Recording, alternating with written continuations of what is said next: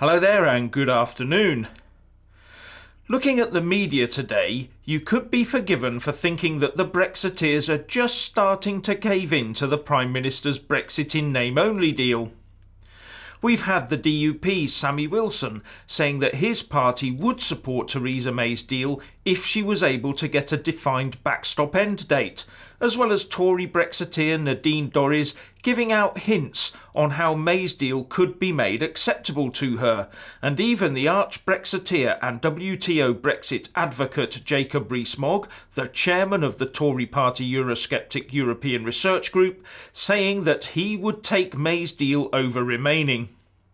And this sort of talk will give those frantically trying to resuscitate May's deal some glimmers of hope. But how can you breathe life into something that was never quite alive in the first place is beyond me.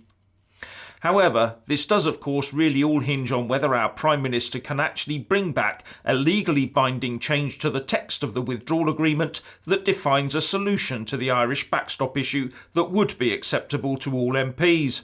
And I don't think that will ever make it into the text.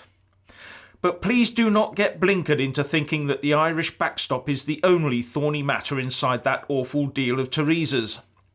Even with a backstop solution, we will, for example, still be bound to the EU, paying the EU, be under ECJ jurisdiction, tied to the EU procurement rules until 2021, and it will have cost us £39 billion for the privilege. Then there's the doubts over the impact it would have on the independence of our security, defence and foreign policies. But more fundamentally, her deal will keep the current business uncertainty alive and thriving to the detriment of our economy. And the reason for that is, should we make the mistake of entering into this agreement, come the 30th of March we will be starting an intense, nearly 2-year round of negotiations with the EU to define what our relationship will look like at the end of the transition phase as we enter 2021. Now, the PM has, because of her weakened position, offered Parliament a say in how those talks are conducted. All that says to me is another 2 years of domestic political upheaval over the European Union. So let's take today's situation and apply that template to the transition phase. We now have 65 days to go until Brexit Day, and we're in deadlock with the EU and within Westminster, heading hopefully for a WTO exit. And if we signed up to her deal, I would surmise that when in about 2 years' time we are 65 days from the end of the transition phase, the future relationship will still not be settled and we'll have Parliament arguing again, especially if those same MPs are still there. And remember, the next general election is not due until 2022.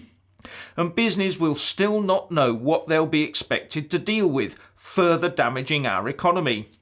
Then there'll be calls to go to the EU to extend the transition phase. Now that would be a real Groundhog Day, wouldn't it? And all the while the Remain campaign, which by then will be called the Rejoin campaign, will be demanding referendums on deals etc. with re-entry into the EU as an option on the ballot paper, and all those currently Remain MPs would be a part of it.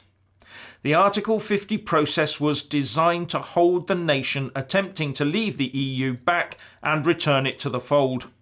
The withdrawal agreement is much the same thing, but is a rejoin vehicle bespoke for the UK.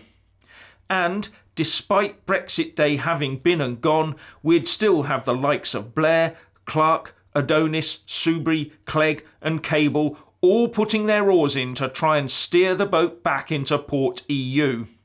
How much longer can the people of the UK be expected to put up with this? Let's avoid all that uncertainty by now embracing leaving the EU on WTO terms on the 29th of March this year and get on with rediscovering our global heritage. So if our Brexiteer MPs are wobbling, I hope they bear all this in mind and resolve to keep the Brexit backbone stiff. Anyway, what do you think? Please leave a comment below and thank you for watching.